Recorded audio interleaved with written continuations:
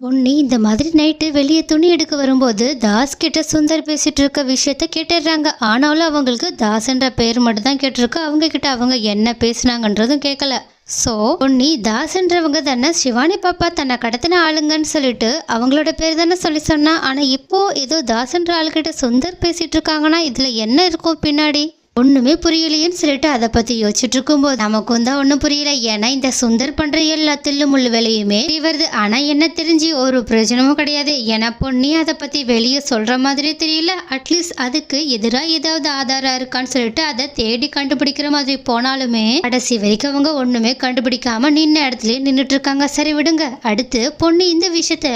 போலையே யோசிச்சுக்கிட்டே உட்காந்துட்டு இருக்கிறது மட்டும் இல்லாம இதை பத்தி நம்ம கொஞ்சம் தீவிரமா விசாரிக்க ஆரம்பிக்கணும்னு சொல்லிட்டு எப்பவும் போலயே கனவுலயே நினைச்சிட்டு இருக்காங்க. ஆனா இன்னொரு பக்கம் இந்த மாதிரி அவங்களுக்கு கிடைச்ச சிவானி பாப்பாவோட போட்டோ கண்டிப்பா ஒண்ணு சுந்தரோட தான் இருக்கணும், அப்படி இல்லைன்னா பிரீத்தியோட தான் இருக்கணும். நம்ம முதல்ல யார்கிட்ட அந்த போட்டோ இல்லைன்றத கண்டுபிடிச்சாவே போதும்.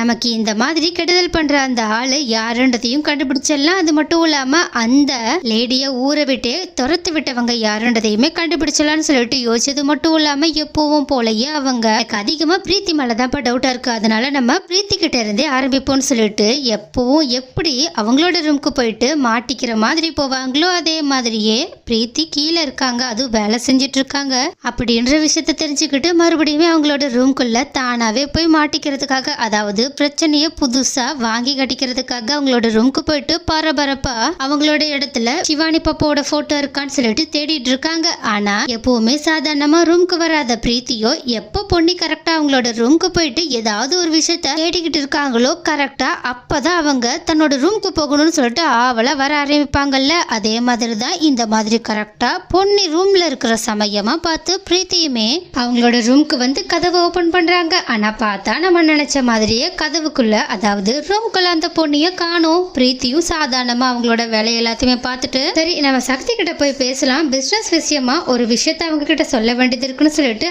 அவங்க எங்க சக்தி பொன்னிய பாக்குறதுக்காக மாடிக்கு போயிருப்பாங்களோன்னு சொல்லிட்டு மாடிக்கு போய் சக்தியை தேடுறதுக்காக வெளியே கிளம்பி போக. ஆனா இந்த பக்கமா பொன்னி கரெக்டா பிரீத்திக்கு தெரியாம அதே ரூம்ல ஒளிஞ்சிருந்துட்டு பிரீத்தி அங்கிருந்து போனதுக்கு அப்புறமா திருட்டுத்தனமா வெளியே வராங்க. ஆனா என்ன அவங்க வெளியே வரும்போது கரெக்டா அவங்க வெண்ணிலாவோட கண்ணிலையுமே பட்டுறாங்க. உடனே இந்த மாதிரி பிரீத்தியோட ரூம்ல இருந்து பொன்னி வரத பார்த்த உடனே வெண்ணிலா செம்ம கோவத்தோட ஏ பொன்னி அப்படின்னு கூப்பிடு. ஆனா பொன்னியும் எந்த ஒரு பதட்டமும் இல்லாம வெண்ணிலா கிட்ட என்ன அப்படின்னு கேட்க, உடனே வெண்ணிலாவும் ஆமா நீ எதுக்காக பிரீத்தியோட ரூம்க்கு போன, உனக்கு அங்க என்ன வேலை, என்ன ஏதாவது திருட போனியான்னு கேட்க. ஆனா வெண்ணிலா கிட்ட பொன்னி செம்மகத்தோட என் வீட்டில் நான் எதுக்காக திருடணும், அது மட்டும் இல்லாம அந்த பிரீத்தி ரூம்குள்ள இருக்காளான்னு பார்க்க வந்தேன், உள்ள இல்லைன்னொன்னா நான் வெளியே போறேன்னு சொல்லிட்டு அவங்க பாட்டுக்கு அசால்ட்டா வெளியே கிளம்பி போக. அப்போ இதனால ரொம்பவே சந்தேகப்பட்ட வெண்ணிலாவும் இந்த விஷயத்த உடனடியா பிரீத்தி கிட்ட சொல்லணும்னு சொல்லிட்டு தேடும் போதுதான் கரெக்டா அவங்க கண்டிப்பா மாடிக்கு தான் போயிருப்பாங்கன்னு சொல்லிட்டு நினைச்சுக்கிட்டு அவங்களுமே மாடிக்கு கிளம்பி வர. ஆனா அதுக்கு முன்னாடியே அங்க சக்தியை பார்க்கறதுக்காக போன பிரீத்தியுமே சக்தி பொன்னிக்காக வெயிட் பண்ணிட்டு இருக்கதை பார்த்துட்டு என்ன சக்தி இங்க என்ன பண்ணிட்டு இருக்கன்னு கேட்க, உடனே சக்தியும் நான் பொன்னியை பார்த்து ஒரு விஷயத்த பேசுறதுக்காக தான் வெயிட் பண்ணிட்டு இருக்கேன், ஆமா நீ எதுக்காக இங்க வந்தன்னு கேட்க, உடனே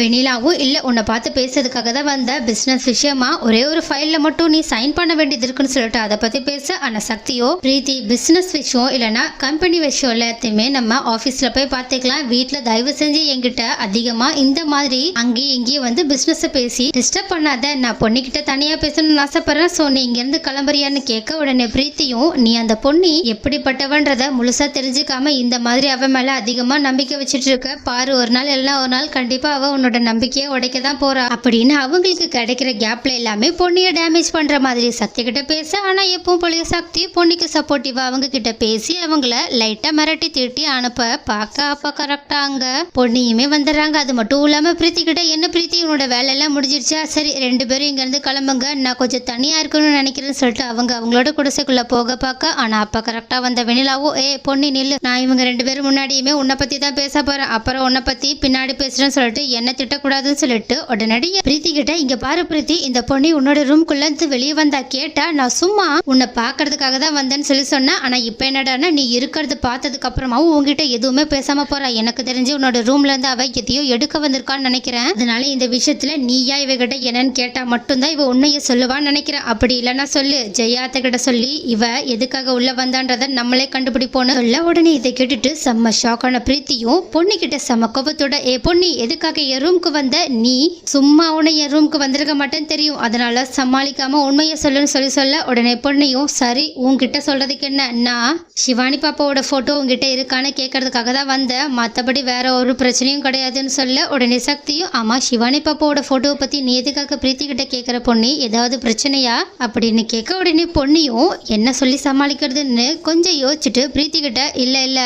என்கிட்ட இருந்த சிவானி பாப்பாவோட போட்டோ எங்கேயோ மிஸ் ஆயிடுச்சு, அதனாலதான் ஒருவேளை அவ எடுத்து வச்சிருக்கலான்னு அவகிட்ட கேட்கறதுக்காக தான் வந்தேன், பட் அதுக்கப்புறமா தான் எனக்கு ஞாபகம் வந்துச்சு அது என்னோட பெட்டிக்குள்ளேயே இருக்குன்னு, ஆனா என்ன அவளோட ரூம்ல ஃபுல்லா தேடி பார்த்தேன் அவ சிவானி பாப்பாவோட போட்டோவே வச்சிருக்கலையே, ஒருவேளை நம்ம எல்லாரும் முன்னாடியுமே சிவானி பாப்பாவோட போட்டோவை அக்கறையா வாங்கி வச்சுக்கிற மாதிரி வாங்கி வச்சுட்டு எங்கேயோ தூக்கி போட்டுட்டா நினைக்கிறேன், சரி அதை பத்தி எனக்கு என்ன கவலைன்னு பிரீத்தியை உண்மையை சொல்லணுன்றதுக்காக அவங்க கிட்ட போட்டுவாங்க. ஆனா பிரீத்தியோ பொண்ணு எதுக்காக இப்படி பேசுறாங்கன்னு சொல்லிட்டு தெரியாததுனால செம்மைய ட்ரிகர் ஆகி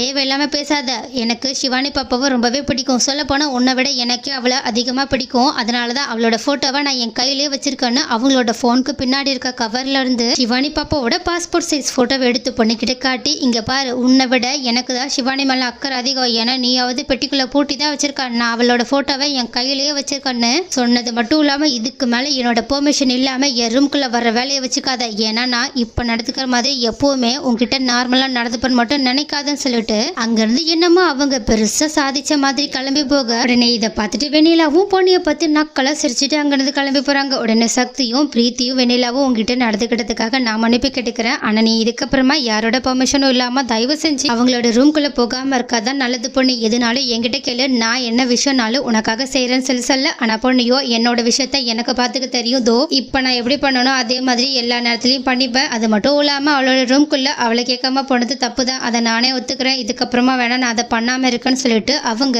வேற எதுவுமே சக்தி கிட்ட பேசாம அவங்களோட குடிசைக்குள்ள போக உடனே சக்தியுமே எப்பவும் போலயே ரொம்பவே சோகத்தோட அங்கிருந்து கிளம்பி போறாங்க. ஆனா குடிசைக்குள்ள போன பொண்ணையும் ரொம்பவே சந்தோஷப்பட்டது மட்டும் இல்லாம எப்படியோ பிரீத்தி கிட்ட போட்டோ இருக்குன்றத நம்ம கன்ஃபார்ம் பண்ணிட்டோம், அப்பனா சுந்தரோட போட்டோ தான் மிஸ் ஆயிருக்கு, அவங்க தான் அந்த இடத்துக்கு வந்து அந்த பொம்பளை கிட்ட ஏதாவது பணம் கொடுத்து அவங்கள அங்கிருந்து அனுப்பி விட்டுருப்பாங்க, ஆனா அவங்க அப்படி அனுப்பி விட்டுருக்காங்கன்னா கண்டிப்பா இந்த பிரச்சனைக்கு பின்னாடி சுந்தர் தான் இருக்காங்கன்னு நமக்கு கன்ஃபார்ம் ஆயிடுச்சு. அது மட்டும் இல்லாம இப்ப சிவானி பாப்பாவோட கடத்தலுக்கு பின்னாடியும் அவங்களோட ப்ராப்ளம் ஏதோ ஒன்று இருக்குன்னு தோணுது, ஏன்னா தாஸ் கிட்ட வேற அவங்க நைட்டு சீரியஸா பேசிட்டு இருந்தாங்க, சோ இதை வச்சு பார்க்கும்போது கண்டிப்பா அந்த ஆளுக்கும் இவங்களுக்கும் ஏதாவது பிரச்சனை இருக்கும்னு நினைக்கிறேன், சோ முதல்ல நம்ம தாஸ் யாருன்றதை கண்டுபிடிக்கணும், அது மட்டும் இல்லாம சுந்தர் எதுக்காக நம்மளோட விஷயத்துல இப்படி பண்றாங்கன்றதையும் கண்டுபிடிக்கணும், அந்த பொம்பளைய அவங்க எங்க அனுப்பி வச்சாங்கன்றதையும் கண்டுபிடிக்கணும், அதை மட்டும் நம்ம கண்டுபிடிச்சிட்டோம் அவ்வளவுதான், ஒரே நேரத்துல நம்ம சிவானி பாப்பாவோட கடத்தல் விஷயத்தையுமே சால்வ் பண்ணிடலாம், முக்கியமா நம்மளோட ப்ராப்ளத்தையுமே சரி பண்ணிடலாம்னு சொல்லிட்டு யோசிச்சது மட்டும் இல்லாம அவங்க உடனடியா இந்த விஷயத்த சக்தியோட ஃப்ரெண்ட்ஸ்க்கு கால் பண்ணி சொல்றாங்க. அது மட்டும் இல்லாம